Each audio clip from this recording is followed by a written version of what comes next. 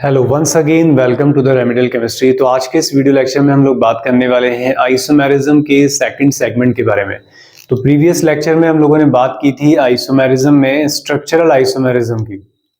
सारा क्लासिफिकेशन मैंने वहां पे आप लोगों को समझाया था। अगर आप लोग चैनल पे नए हैं, वो वीडियो आपने नहीं देखा है तो लिंक उसका डिस्क्रिप्शन बॉक्स में मिल जाएगा, तो वो वीडियो जाके आप लोग देख सकते हैं। तो चलिए स्टार्ट करते हैं इसके सेकेंड पार्ट को। तो आज हम बात करने वाले हैं स्टीरियो आइसोमर्स के बारे में।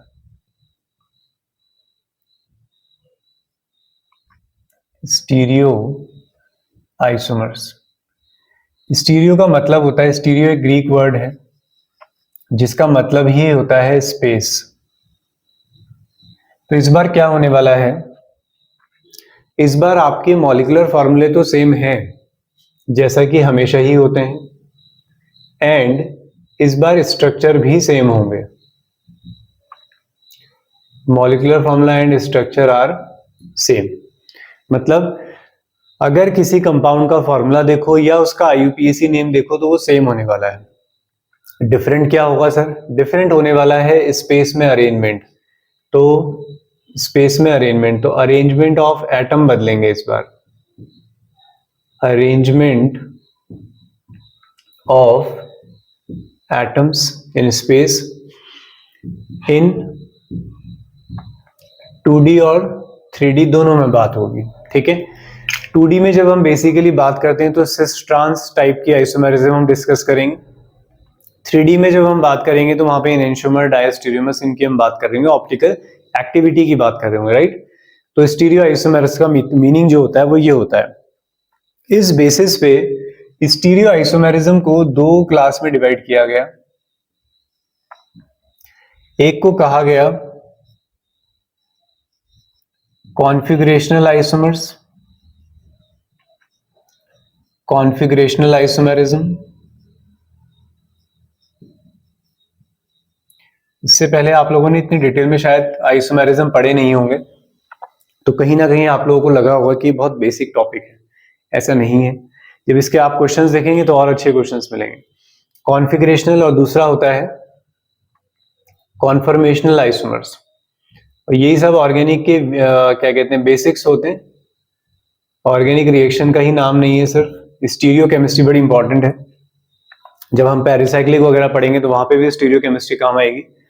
तो कॉन्फिगरेशनल आइसोमर्स और दूसरे होते हैं कॉन्फर्मेशनल आइसोमर्स, यानी कि ये वो आइसोमर्स हैं जिनमें अगर आईयूपीएसी नेम लिखा जाए तो सेम है, मॉलिक्यूलर फॉर्मूला तो हमेशा ही सेम होने वाला है, राइट।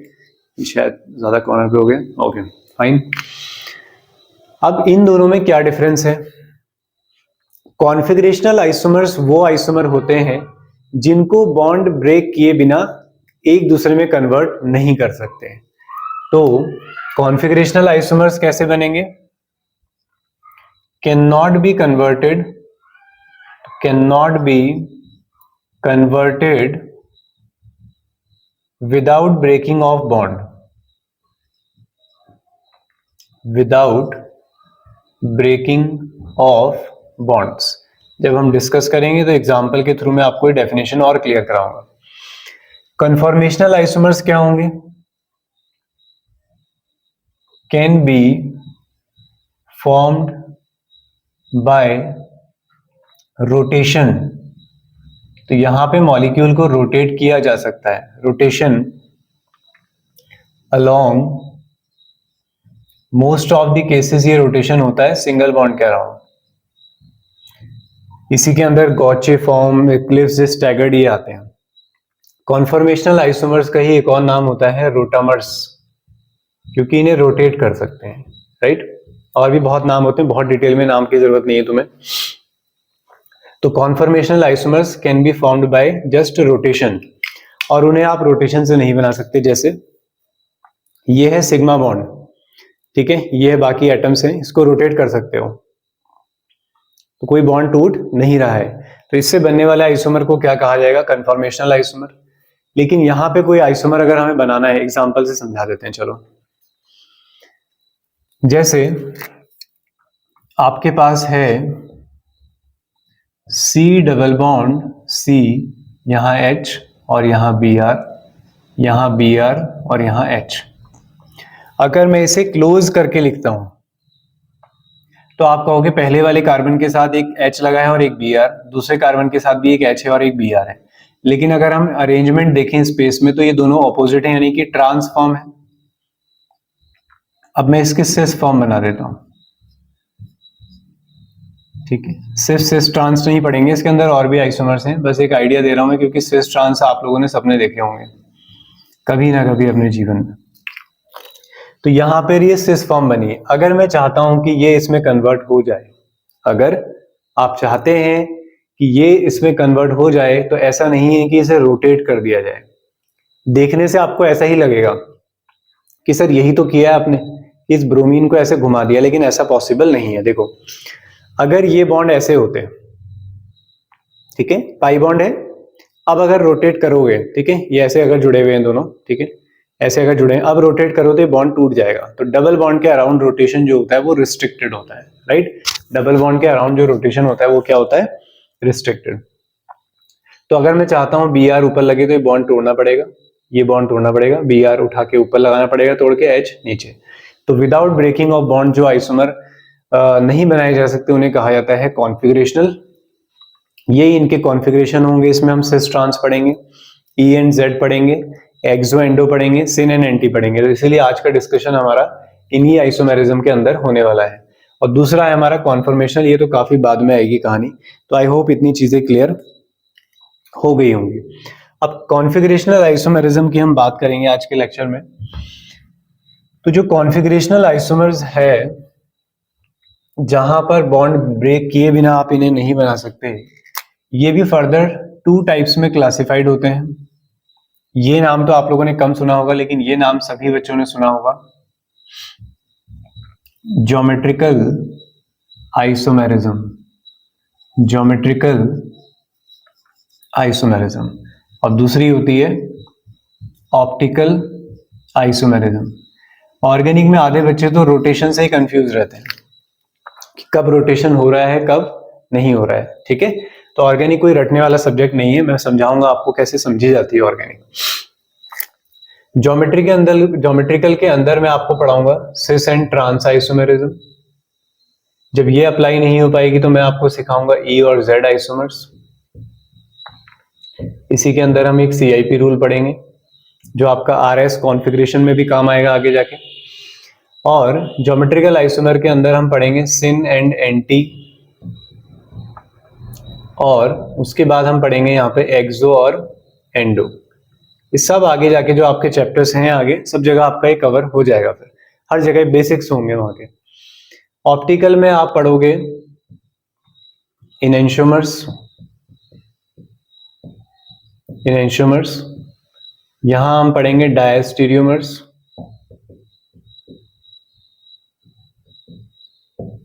ठीक है, एराइथ्रियोस, थ्रियोस, काफी सारे हैं।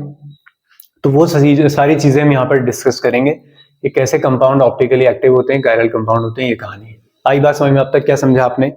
स्टीरियो आइसोमर, स्टीरियो मतलब स्पेस, तो इस बार मॉलिक्यूलर फॉर्मूला सेम, स्ट्रक्चर भी सेम, बदलेगा क्या? Arrangement of atoms in 2D and 3D। Space में अरेंजमेंट बदलेगा। 2 टाइप की, कॉन्फ़िगरेशनल और कॉन्फॉर्मेशनल। कॉन्फ़िगरेशनल आइसोमर्स जो हैं वो विदाउट बॉन्ड ब्रेक नहीं बन सकते हैं, उसके अंदर आते हैं ज्योमेट्रिकल और ऑप्टिकल। तो आज के लेक्चर में हम पढ़ने वाले हैं सारे ज्योमेट्रिकल आइसोमर, ठीक है। फिर नेक्स्ट लेक्चर में हम पढ़ेंगे ऑप्टिकल, फिर उसके बाद जाके कॉन्फॉर्मर की बारी आएगी। तो चलिए स्टार्ट करते हैं। ओके, तो सबसे पहले आज हम पढ़ेंगे ज्योमेट्रिकल आइसोमेरिज्म। ज्योमेट्रिकल आइसोमेरिज्म, तो ज्योमेट्रिकल आइसोमेरिज्म का मतलब वही है, molecular formula same, structure formula same, ठीक है। बस यहाँ पे हम क्या बनाएंगे? सिस, और दूसरा हम क्या बनाएंगे? ट्रांस। ट्रांस का मतलब ही होता है ऑपोजिट, और सिस का मतलब होता है ग्रीक लैंग्वेज में नेक्स्ट टू। तो जो ऑपोजिट नहीं है, 180 डिग्री के एंगल पे नहीं है, वो सभी आपके क्या कहलाते हैं? सिस कहलाते हैं, ठीक है। तो एग्जांपल से समझते हैं। तो हमारे पास एक एग्जांपल है CH3 CH double bond CH CH3। ब्यूटूइन हमारे पास है, इसके सिस और ट्रांस फॉर्म बनाते हैं। इस कार्बन पे एक CH3 है और एक H है, यहां आपने CH3 लगा दिया है और यहां आपका H लग गया है। CH3 के जस्ट सामने CH3 है और H के सामने H है, तो इस फॉर्म को कहा जाता है सिस फॉर्म। इसी का ट्रांस बना लेंगे तो same group opposite side, same group opposite side, तो कम से कम 2 ग्रुप तो सेम होने चाहिए। फिलहाल यहाँ पर दोनों से ही आंसर किया जा सकता है, इसको देखकर भी इसको देखकर भी। तो ये है आपका ट्रांस। अगर एग्जाम्पल होता CH3 और यहाँ पे हमारे पास है Cl डबल बॉन्ड, इस साइड है आपके पास अगेन एक Cl और यहाँ है C2H5। अब सिस और ट्रांस बनाते हैं। तो पहले वाले कार्बन के पास एक CH3 है और एक Cl, दूसरे कार्बन के पास CH3 नहीं है, एक C2H5 है और एक Cl, तो किन को देखकर बनाएंगे हम? Cl को देखकर। अगर दोनों Cl आपके सामने सामने आ जाते हैं तो you will called it cis form, and when they will come opposite to each other this form will known as trans form. I hope clear हो गया होगा, ठीक है। तो इस तरीके से हम बहुत बेसिक तरीके से सिस और ट्रांस को फॉर्म कर सकते हैं। उसके बाद जहां पर हमारे पास ये चीजें फेल होने लग जाए, अच्छा कुछ अच्छे एग्जांपल्स के बाद में बात कर लेते हैं। जैसे एक एग्जांपल है मैलिक एसिड, ठीक है। मैलिक एसिड ट्रिपल बॉन्ड के रिगार्डिंग भी होते हैं, इसलिए मैं बोल रहा हूँ बहुत नई नई चीजें सीखने को मिलेंगे तुम्हें यहाँ पे, क्योंकि थोड़ा अच्छे लेवल का आप लोगों ने यहाँ पे पढ़ना है। ये देखिए, इसे कहा जाता है मैलिक एसिड, MALEIC।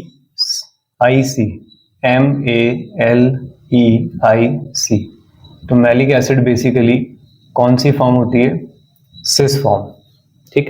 इसकी ट्रांस फॉर्म बनाइए, सेम ग्रुप सेम साइड है, ठीक है। ये देखिए ऐसे ऐसे ब्रेक करोगे ना, ठीक है, ऐसे तो कर रहे हो डबल बॉन्ड के अराउंड। तो इसकी ट्रांस फॉर्म बना लेते हैं, C triple bond C, H के सामने H, COOH के सामने COOH। अब ये मैलिक एसिड नहीं रहता, ये हो जाता है फ्यूमेरिक एसिड, इसे बोलते हैं फ्यूमेरिक एसिड। तो कभी आपसे पूछ लिया जाए फ्यूमेरिक एसिड कौन सी फॉर्म है, तो फ्यूमेरिक एसिड जो है बेसिकली कौन सी फॉर्म होती है? ट्रांस फॉर्म होती है, ठीक है। इस तरीके की कहानी होती है एक नॉर्मल सिस ट्रांस आइसोमेरिज्म की। अब ये फेल हो जाती है अगर हमारे पास ग्रुप क्या आ जाए? सेम आ जाए। फॉर एग्जांपल अगर आपके पास है CH3 और यहाँ पे आप CH3 लगा लें, और अच्छा एक सेकेंड, सेम ग्रुप के लिए तो हम औरों में भी डिफाइन नहीं कर सकते। जैसे हमारे पास है C डबल बॉन्ड C, एक है Cl, एक है Br, एक है H और एक है I।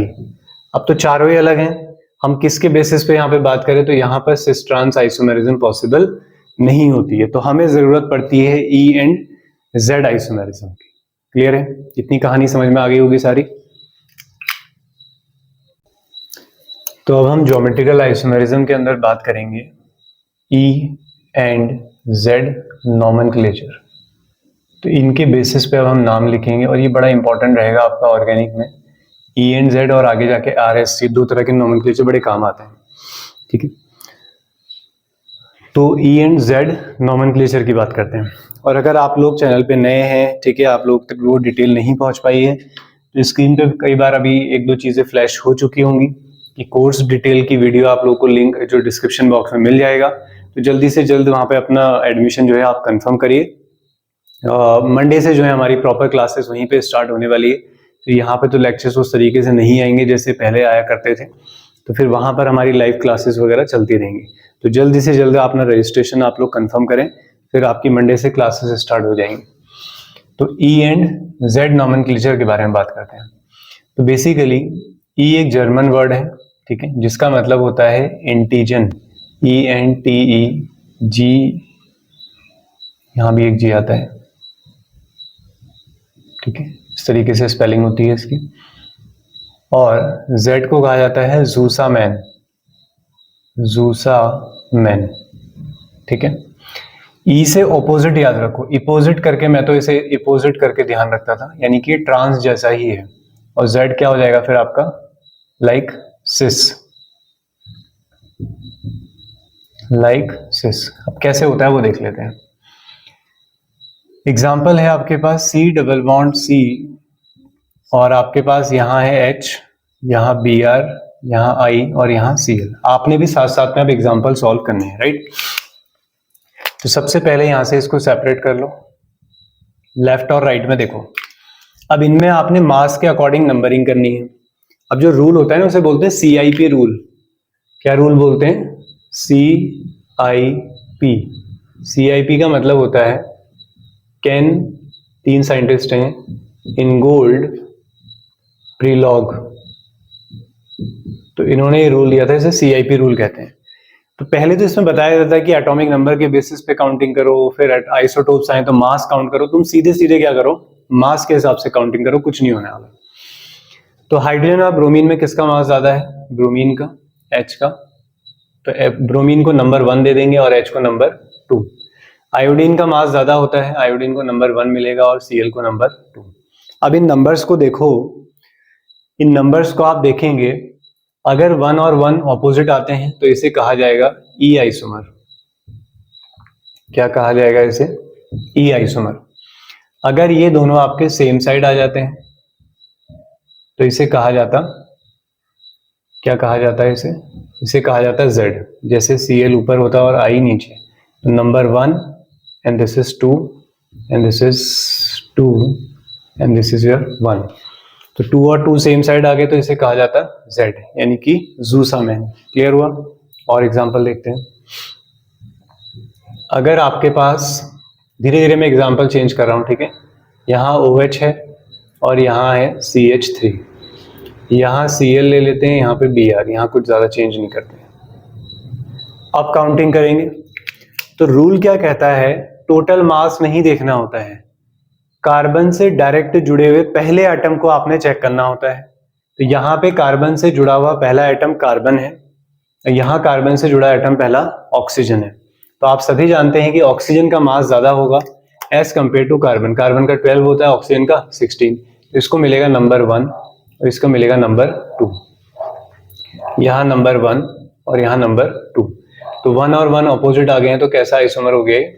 ई। एक और एग्जांपल देखते हैं। अगर आपके पास है C डबल बॉन्ड C, इस साइड मैंने लगाया है CH3 और यहाँ लगा दिया है C2H5, और यहाँ पे है आपके पास CHO। चलो ये थोड़ा मुश्किल हो जाएगा, इसे यहाँ पे करेंगे। यहाँ पे आप लगा लीजिए फ्लोरीन और यहाँ पे लगा लीजिए आप NH2। ये आपके पास एक कंपाउंड है। तो नंबरिंग करेंगे,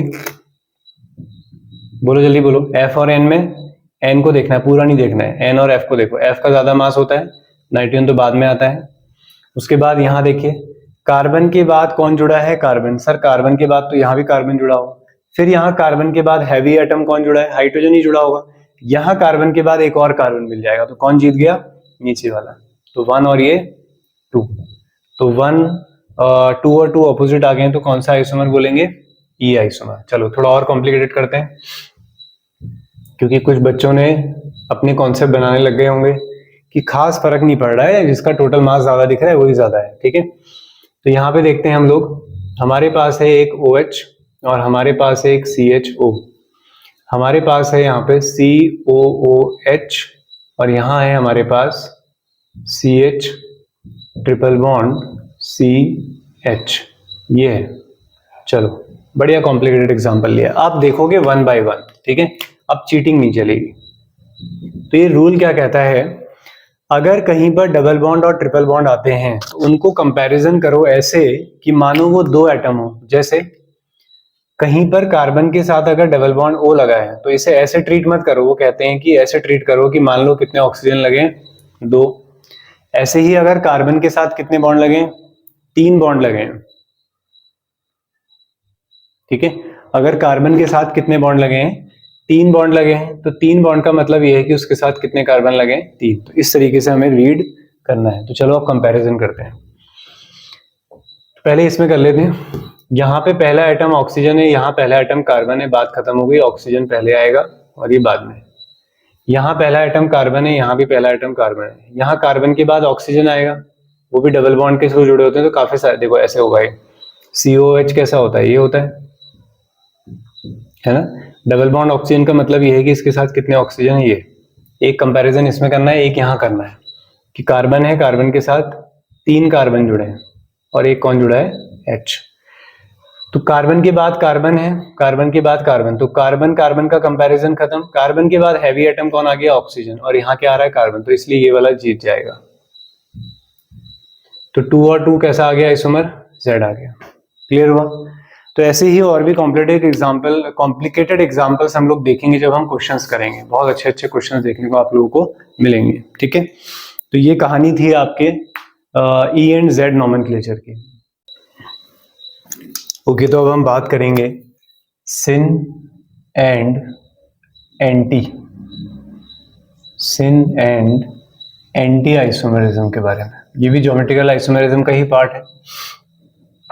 इसमें कई चीजें आती हैं, जैसे इसमें आपके पास होते हैं एरोमेटिक एल्डो ऑक्साइम, कौन कौन ये दिखाते हैं, एरोमेटिक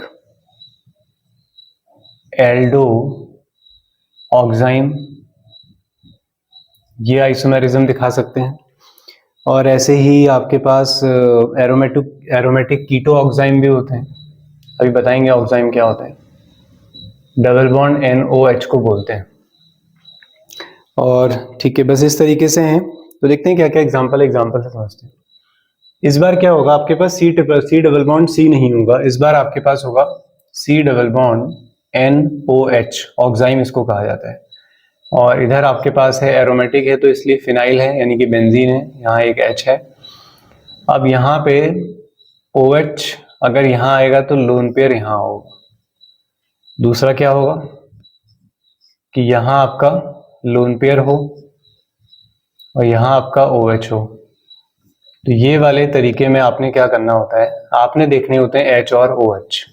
अगर ये ऑपोजिट साइड हैं तो आप बोलेंगे इसको एंटी, अगर ये दोनों सेम साइड हैं तो इसे कहा जाता है सिन। एक बेसिक क्लासिफिकेशन इसके लिए होता है। बाकी इसको ही अगर हम और इलेबोरेट करें, अलग अलग ग्रुप लगा देते हैं ऑक्साइम में, तो फिर वही नंबरिंग की कहानी होगी। नंबरिंग कैसे होगी देख लेते हैं। यहाँ पे आपके पास इस तरीके से कंपाउंड बना है, ये बने हुए होते हैं स्ट्रक्चर, कभी तुम सोचोगे हम कैसे पहचानेंगे सर। यहाँ पे आपके पास CH3 और इस साइड है आपके पास C2H5। अब नंबरिंग करो, देखो लोन पेयर में तो मास का कोई कंपैरिजन होगा नहीं, ठीक है, तो खाली इलेक्ट्रॉन है और ये तो एटम्स हैं आपके पास, तो हमेशा जो भी एटम होगा उसको नंबरिंग 1 मिलेगी और इसको नंबरिंग क्या मिलेगी, 2। यहाँ नंबरिंग कर लो, ये कार्बन है, अब तो कर लोगे ना नंबरिंग, ये 1 और ये 2, तो 1 और 1 सेम साइड आ गए हैं, तो इसे कहा जाएगा सिन। यहाँ पे सिस यूज नहीं किया जाएगा, Z यूज नहीं किया जाएगा, यहाँ पे सिन और एंटी यूज किया जाएगा।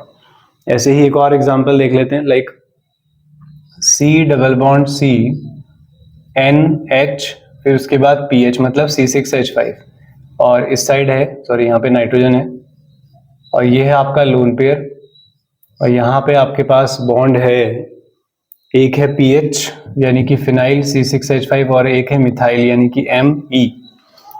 अब C6H5 आप जानते हैं, अगर हम कंपैरिजन करें कार्बन के बाद बेंजीन के अंदर भी कार्बन ही होता है, यहाँ भी कार्बन ही होता है, लेकिन यहाँ पे कार्बन के बाद हाइड्रोजन आएंगे, यहाँ पे तो और कार्बन है, डबल बॉन्ड भी है, तो इसलिए नंबरिंग 1 तो इसी को मिलने वाली है, और ये नंबर 2, ये नंबर 2 और ये नंबर 1। तो 1 और 1 सेम साइड आ गए, तो इसे क्या कहा जाएगा, सिन कहा जाएगा। क्लियर है, बहुत बेसिक चीजें हैं, ठीक है। तो इस तरीके से सिन और एंटी का हम आइडिया लगा सकते हैं। अब लास्ट हम लोग देख लेते हैं, लास्ट नहीं है, अभी 2-3 और हैं, एक्सो और एंडो।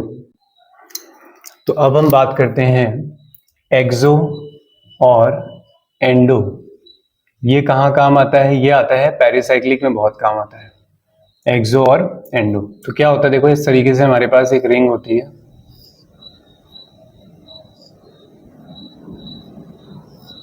ठीक है, तो ये हमारे पास एक रिंग है, ये रिंग का मतलब ये है कि ये कुछ ऐसा है ज्योमेट्री, ठीक है, इस तरीके से ज्योमेट्री है। अब यहाँ पे हमें ग्रुप देखने होते हैं, तो रिंग कहाँ है, ऊपर के साइड है, अगर कोई ग्रुप भी ऊपर की साइड ही लगा है, जैसे दोनों COH जो ऊपर की तरफ लगे हैं और H कहाँ की तरफ आएंगे फिर नीचे। तो अगर मैं इसके बारे में बात करूं और इस रिंग के बारे में बात करूं तो दोनों अपवर्ड डायरेक्शन में है, तो COH के रिगार्डिंग क्या बोलोगे, एक्सो। अगर H के साथ कंपैरिजन करोगे, मैं पूछूंगा H कैसा है, तो आप बोलोगे H क्या है, एंडो लगा है। आई बात समझ में?